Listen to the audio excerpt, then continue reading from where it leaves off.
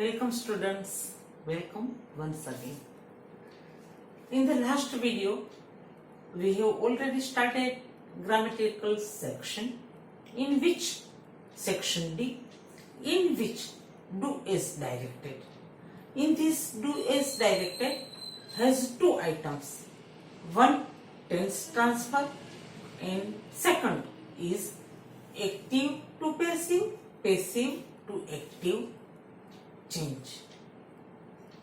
તો આ વિડીયોમાં આપણે સાવ બેઝથી પાયાથી એક્ટિવ વોઇસ પેસિવ વોઇસ શું છે, એનો ઉપયોગ ક્યારે થાય, એક્ટિવમાંથી પેસિવમાં બદલવાના નિયમો કયા છે અને એને ઉલટાવી નાખ્યા એટલે પેસિવમાંથી એક્ટિવ કઈ રીતે થાય છે, આ બધી બેઝિક થિયરી લઈ લઈ સાવ ટૂંકાણમાં. નહીં તો થિયરીથી તમને કંટાળો આવી જાય.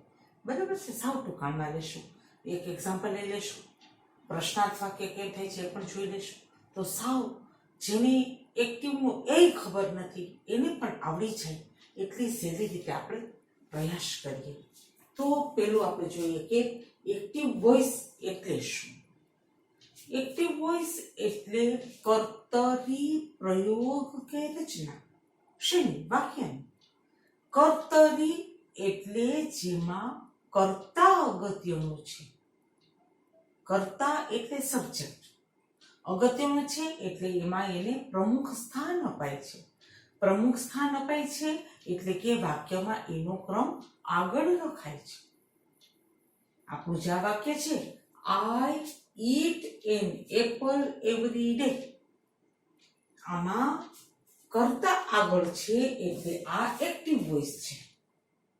પણ ઘણીવાર એવું હોય કે કામ થઈ જાય, અમુક પ્રોજેક્ટ અમલમાં મુકાઈને પૂરા થઈ જાય, એ કોને કર્યા એ બહુ અગત્યનું ના હોય ત્યારે પેસિવ વોઇસ વપરાય છે.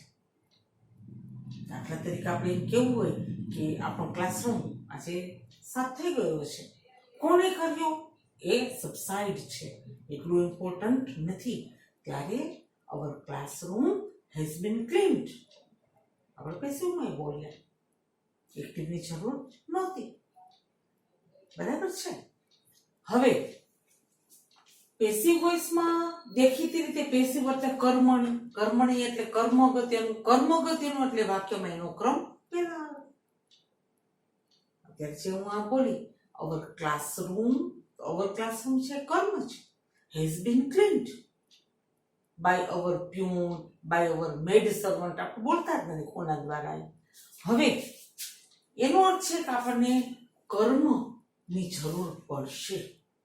કર્મને ઓળખવું, કર્મને વાક્યમાંથી શોધવું, બધું આપણે શીખીએ. મેં કીધું ને સૌ પાયામાંથી. આપણે તમને કઈ ન આવડતું હોય, તમે એમ કહો કે હું ગેરહાજર હતો, સરખાઈ નહોતું શીખ્યું, મને સરખાઈ ભણાવી નથી, બધી ફરિયાદ ભૂલી જાઓ.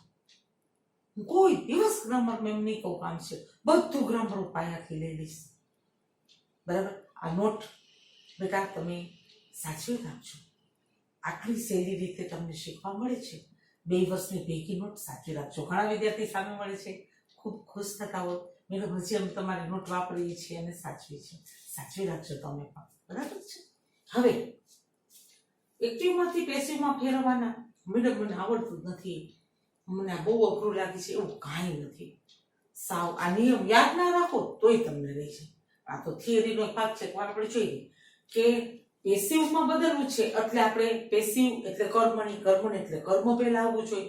તો કર્તાની જગ્યાએ કર્મને મૂકવું, વાઇસ વર્સા થશે. કર્તા એટલે સબ્જેક્ટને આપણે અહીંયા મૂકી દેશું, તો ઓબ્જેક્ટને સબ્જેક્ટની જગ્યાએ મૂકી દેશું. વાક્યમાં આપણો જે ક્રમ હોય છે એ આવો હોય છે વિદ્યાર્થીઓ. એસ વી ઓ એડિશનલ વર્ડ્સ. એસ એટલે સબ્જેક્ટ, વી એટલે વર્ડ, ઓ એટલે ઓબ્જેક્ટ. આ સેન્ટેન્સ પેટર્ન કહેવાય. એડિશનલ વર્ડ્સ વધારાના શબ્દો. તો સબ્જેક્ટને ઓબ્જેક્ટની જગ્યાએ, ઓબ્જેક્ટને સબ્જેક્ટની જગ્યાએ. હવે કર્તરી વિભક્તિ જુદી છે, કર્મણી વિભક્તિ જુદી છે. અહીંયા મી હોય તો એ કર્મણી વિભક્તિ છે, તો એને આપણે સબ્જેક્ટિવમાં ફેરવવું પડે. તો મીનું શું થાય છે? આઈ. એવી રીતે આઈ છે એને આપણે ઓબ્જેક્ટની જગ્યાએ મૂકી છે, તો આઈનું શું કરવાનું? મી. ધેય હોય તો ધેમ, શી હોય તો હર, હી હોય તો હિમ, આપણને ખબર જ છે ને, આવડે જ છે, કાંઈ નવું નથી. તો આ બંને કર્તા અને કર્મના સ્થળમાં ફેરફાર થશે. યોગ્ય ફેરફાર વાળું ક્રિયાપદનું રૂપ. બેટા એટલી હું ટૂંકી રીતે તમને શીખવીશ કે 3 થી 4 જ નિયમ યાદ રાખશો એટલે બધી રચનાનું તમને ટીવી આવડી જશે. આપણે ગ્રામેટિકલ ટિપ્સમાં લખવાનું શરૂ પણ કરી દીધું છે, બરાબર છે. હવે આ વર્ગ મુકાઈ જાય પછી ત્રીજો ક્રમ આવશે કે આપણે જે ઓબ્જેક્ટ મૂકીએ છીએ, બરાબર છે, આગળ મૂકી દીધો. હવે ઓબ્જેક્ટની જગ્યાએ સબ્જેક્ટ મૂકીએ તેને બાય પછી મૂકવું, બાય મી, આ રીતે કર્મણી વિભક્તિમાં ફેરવવું પડે. વધારાના શબ્દ મૂકી દેવાના.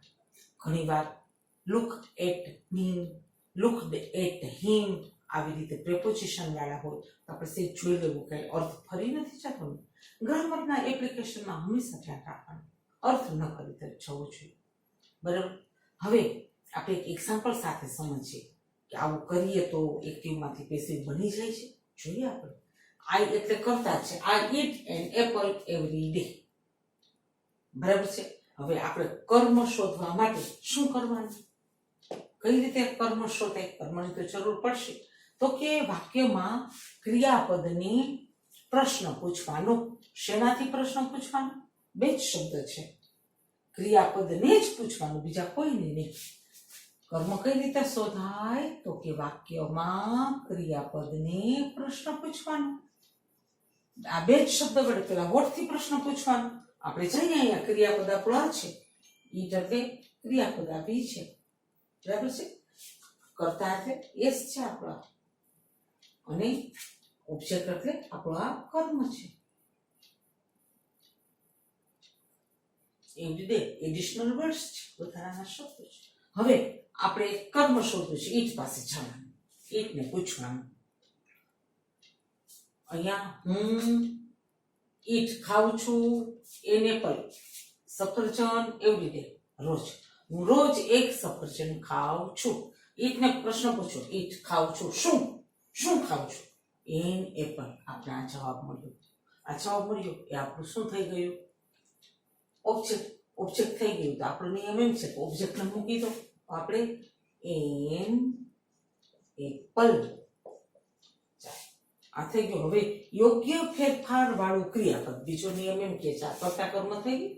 યોગ્ય ફેરફાર વાળું ક્રિયાપદનું રૂપ. યોગ્ય એટલે કે કાળને યોગ્ય. કાળ કયો છે? તો કે અહીંયા ઈટ એટલે સાદો વર્તમાનકાળ છે. સાદો વર્તમાનકાળ હોય તો 3 શક્યતા રહે. એમ, ઇઝ, આર ઉમેરાય. આપણે ગ્રામેટિકલ ટિપ્સમાં જોયું ને, સાદો ભૂતકાળ હોય તો વોઝ વેર ઉમેરાય. હવે આપણે એપલ છે, એન એપલ એટલે એની સાથે એમ ના આવે, પછી આ બહુવચન ના આવે, એકવચન છે આપણા માટે છે કરે આ ઇઝ. તો આપણે ખબર જ પડી છે કે આપણે એન એપલ ઇઝ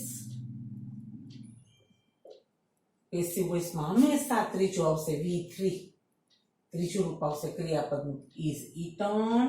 હવે આપણે જોયું હતું ને કે બાય મી મુકાઈ આવી હોય તો કર્મની વિભક્તિ છે,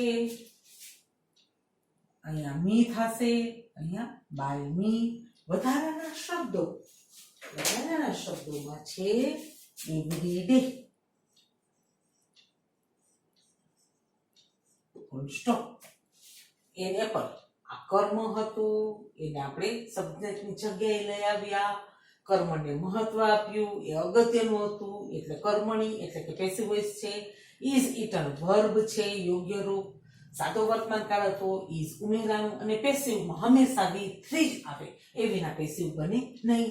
આઈનું બાય મી થાય છે, આપણને ખ્યાલ જ છે. એવરી ડે વધારાના શબ્દો. આ રીતે એક્ટિવમાંથી પેસિવમાં ફેરવાય છે. હવે કર્મ કઈ રીતે શોધાય? તો કે વોટ અને whom વડે પ્રશ્ન પૂછે. વોટ થી ના મળે તો whom ને પ્રશ્ન પૂછવાનો. દાખલા તરીકે એમ હોય કે હું રોજ મારા બાળકને એક એપલ આપું છું. I give an apple every day to my child. હવે what do I give every day to my child? મારા બાળકને રોજ હું શું આપું છું? જવાબ મળ્યો એન એપલ. હવે એમ પૂછો હું એક એપલ રોજ કોને આપું છું? To whom do I give an apple every day? તો જવાબ મળશે my child. To my child. તો my child છે એમાં આપણે બે ઓબ્જેક્ટ મળ્યા. હું કોને આપું છું? મારા બાળકને આપું છું. તો બે ઓબ્જેક્ટ મળ્યા. બે ઓબ્જેક્ટ હોય ત્યારે આપણે ટુ માય ચાઇલ્ડ ટુ ઉમેરાય છે. ઇનડાયરેક્ટ ઓબ્જેક્ટ હોય એમાં ટુ ઉમેરાય. ડાયરેક્ટ ઓબ્જેક્ટ કયું? વોટ થી જવાબ મળે એ ડાયરેક્ટ ઓબ્જેક્ટ. whom થી જવાબ મળે ઇનડાયરેક્ટ ઓબ્જેક્ટ. ઇનડાયરેક્ટ ઓબ્જેક્ટ છે એમાં ટુ ઉમેરાય. બરાબર છે. I gave 5 lakhs rupees to my friend. જો અહીં to my friend છે.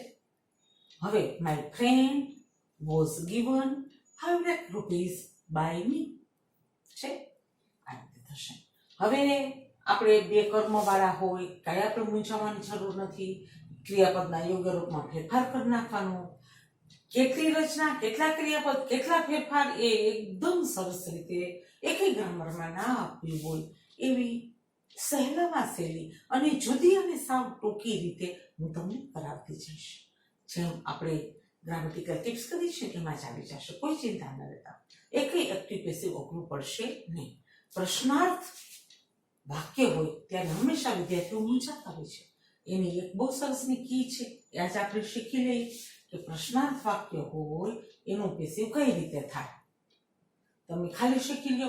ઉદાહરણ હું તમને એક આપેલું છે એ લેવડાવી દઉં કે પ્રશ્નાર્થ વાક્ય હોય એમાં જે કર્મ હોય એના બે ભાગ પડી જાય અને વચ્ચે ક્રિયાપદ આવી જાય.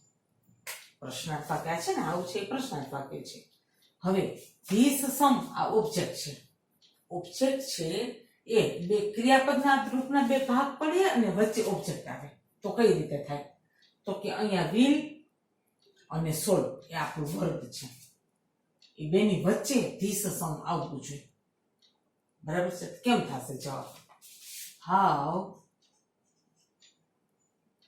will this sum be solved by you? છે હાઉ તો હતો જ પ્રશ્ન પૂછવા માટે. will આ ક્રિયાપદ, be solved આ પણ ક્રિયાપદ. આ બેની વચ્ચે ઓબ્જેક્ટ આવી જાય છે. by you બાય લગાડી દીધું, કર્મણી વિભક્તિ કરી નાખી. સમસલી છે. ક્રિયાપદના રૂપના બે ભાગ પાડવાના, વચ્ચે ઓબ્જેક્ટ મૂકી દેવાનો. કોઈ પણ પ્રશ્ન વાક્ય હોય અને છેલ્લે પ્રશ્નાર્થ ચિહ્ન ભૂલવાનો નથી. તો તમે પ્રશ્નાર્થ વાક્યની પણ પ્રેક્ટિસ કરજો. કોઈ પણ ગ્રામરમાં એક્ટિવ પેસિવ આપેલા હોય છે. આટલું આજે સરસ રીતે તમે મનમાં સ્ટડી કરી દેજો. આ બધા રૂલ્સ થોડું થોડું રોજ શીખીએ તો આપણે કંઈ અઘરું ના પડે. હજી આના પછીના વિડીયોમાં થોડા અઘરા વાક્યો અને કાંઈ એવું લાગશે તમારા તરફથી પેરી આવશે તે પણ સોલ્યુશન કરશું. અને એક્ટિવ પેસિવ વોઇસની અમુક આપણે કીઝ લઈ લેશું જે છે ને યોગ્ય ફેરફાર ક્રિયાપદનો એ પણ સાવ સહેલી રીતે ચિંતા ના કરતા. Okay students, see you in the next video. Goodbye. Take care.